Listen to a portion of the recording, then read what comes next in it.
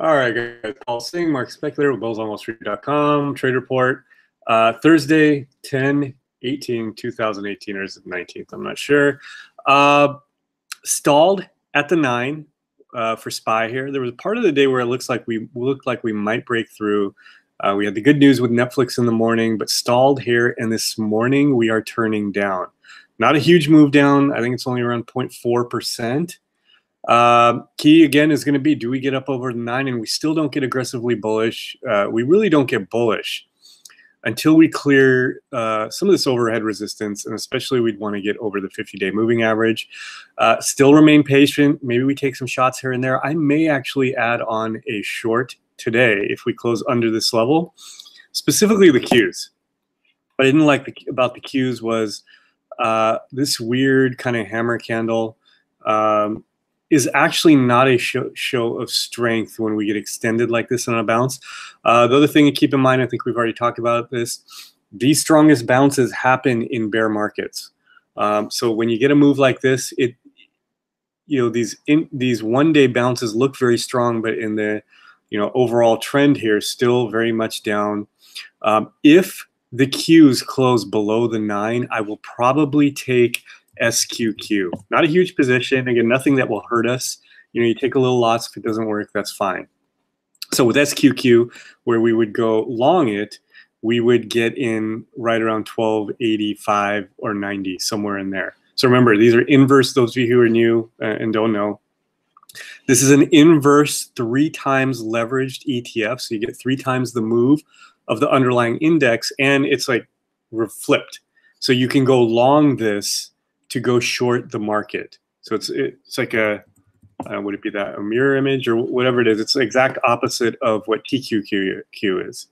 So you can go long that instead of having to short. Some brokers will not let you short TQQQ, so that's an easy way to do it. The preference actually is to short this because then you get the price decay, and we'll talk about that later.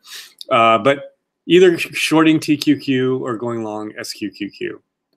So I'm looking to do that today if we stay under the 9 here, and that'll be a little shot.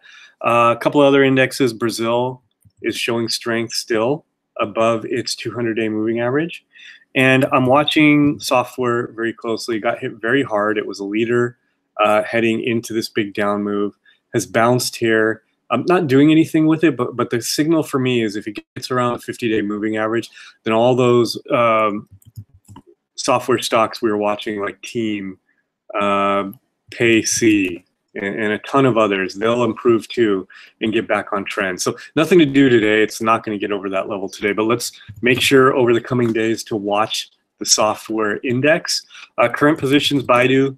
Remember, we're not going to let this turn into a loss. We entered at 195.54. We're set to open around 198 something. So if it hits 195, 70, or 60, I will get out to make sure it's break even. We want to protect ourselves during these tough markets. Alta, I can't really tell where it's going to open or close today, but we entered it 285 something. I think in the alert I actually accidentally wrote 185. That's 285. And then stop is under that range, about 8 points. So somewhere in the 278s. If it hits that level, I would stop myself out. Other than that, focus, the things we're watching really haven't changed. I'll point out CLF because that has shown relative strength here and could get up over the 9. We could take this if it gets up over the 9.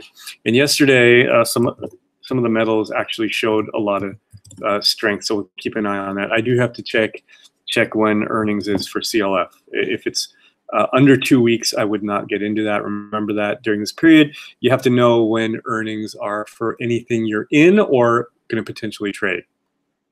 So that's it for the trade report. Basically on the same plan as yesterday, except for the fact that if we close under these levels, I may take kind of a feeler short position.